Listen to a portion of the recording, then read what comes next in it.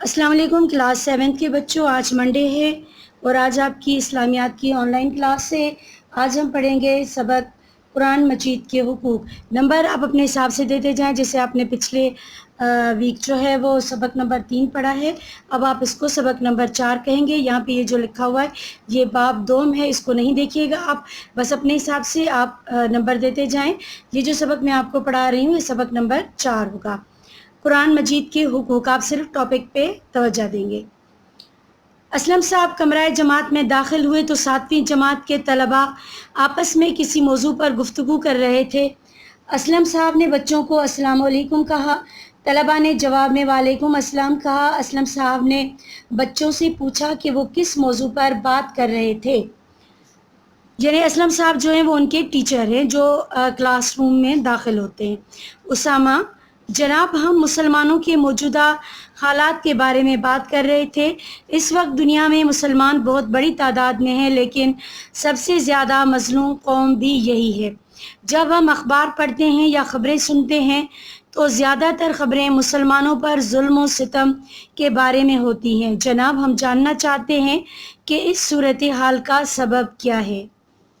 اسلم صاحب: بہت خوب بچوں، اگر سب بچے اسی طرح سوچنا شروع کر دیں تو قوم کی حالت بدل جائے اور ہم دنیا میں ایک باعزت مقام حاصل کرنے میں کامیاب ہو جائیں۔ عزیز طلباء، مسلمانوں کی ذلت اور رسوائی کا بڑا سبب قرآن سے دوری ہے۔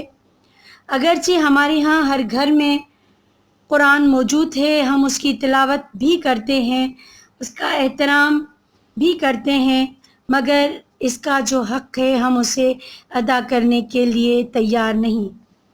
حالانکہ یہی وہ کتاب ہے جس نے عرب کے رہنے والوں کو دنیا کا امام اور قائد بنا دیا تھا۔ وہ قرآن کے ہر لفظ کو غور سے سنتے، اس پر عمل کرتے تھے۔ یہ قرآن ہی تھا جس نے انہیں مکمل طور پر بدل دیا اور ایک مثالی انسانی گروہ بنا دیا۔ اس طرح قرآن کو اپنی زندگی میں شامل کر لینے سے بھیڑ بکریاں چرانے والے اور صحرا میں رہنے والے انسانیت کے رہنما بن گئے۔ یعنی وہ لوگ، انہوں نے عرب کی مثال دی کہ جب عرب میں قرآن پاک کا نزول ہوا، رسول پاک صلی اللہ علیہ وآلہ وسلم نے قرآن کے احکامات کے ذریعے ان کو اللہ کا پیغام دیا اور ان لوگوں نے اس کو نہ صرف غور سے سنا قرآن کو بلکہ اس پر عمل بھی کیا، تو وہ لوگ آگے چل کر انسانیت کے رہنما بن گئے۔ وہ زمانے میں معزز تھے مسلمان ہو کر اور تم خوار ہوئے تارک قرآن ہو کر۔ تارک قرآن ہو کر، تارک نہیں چھوڑ دینا، کسی چیز کو ترک کر دینا۔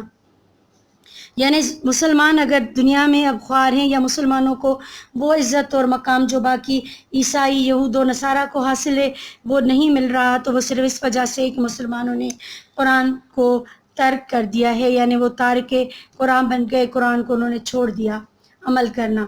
اگر ہم لوگ صرف پڑھتے بھی ہیں تو ایک وہ صرف خالی تلاوت کرتے ہیں، کبھی اس کے ترجمے پر غور نہیں کیا کہ اللہ تعالیٰ نے قرآن پاک کے ذریعے ہمیں کیا پیغام دیا۔ قاسم: جناب، کیا اب بھی قرآن کے ذریعے سے یہ تبدیلی لائی جا سکتی ہے؟ اسلم صاحب: کیوں نہیں، قرآن تو وہی ہے جس نے صحابہ کرام رضی اللہ تعالیٰ عنہ کی زندگیوں کو بدلا۔ افسوس ہم نے اس کی تعلیمات کو بالکل فراموش کر دیا۔ فراموش مین بھلا دینا۔ ہم اسے پڑھتے ضرور ہیں مگر اس پر غور و فکر نہیں کرتے اور نہ ہی اس سے ہدایت اور رہنمائی لیتے ہیں۔ جب تک مسلمانوں نے قرآن کو مضبوطی سے تھامے رکھا، اسی کو حقیقی معنوں میں اپنا رہنما سمجھا، اپنے عمل، اخلاق کو، معاملات کو قرآن کے مطابق استوار کیا، اس وقت تک انفرادی اور اجتماعی ہر سطح پر وہ سربلند ہوئے اور غالب رہے۔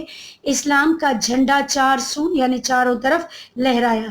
لیکن جیسے جیسے مسلمان قرآن سے بے پرواہ اور بے تعلق ہوتے گئے، ویسے ویسے ان پر زوال کے سائے گہرے ہوتے گئے اور نتیجہ یہ نکلا کہ وہ بتدریج فساد اور اخلاقی پستیوں میں مبتلا ہو کر مغلوب ہو گئے، یعنی دوسری قومیں مسلمانوں پر غالب آ گئیں۔ ان کا اتحاد پارا پارا مطلب ٹکڑے ٹکڑے ہو گیا اور وہ فرقوں میں تقسیم ہو گئے۔ یہ آج کا چیپٹر ہے قرآن مجید کے حقوق، یعنی ہم پر قرآن پاک کے کیا حق ہیں، کہ ہم لوگ اگر سوچیں تو قرآن پاک کہ ہم پر یہ حق ہے کہ ہم قرآن پاک کی تلاوت کریں، قرآن پاک میں بتائی گئی باتوں پر عمل کریں۔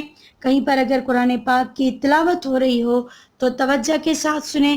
قرآن پاک اللہ تعالیٰ کی کتاب ہے جو رسول پاک صلی اللہ علیہ وآلہ وسلم پر مختلف مواقع پر آیت بآیت، یا اگر چھوٹی صورتیں تھیں تو صورتوں کے حساب سے یا آیت بآیت ہو کر نازل ہوتی رہی، اور یہ کتاب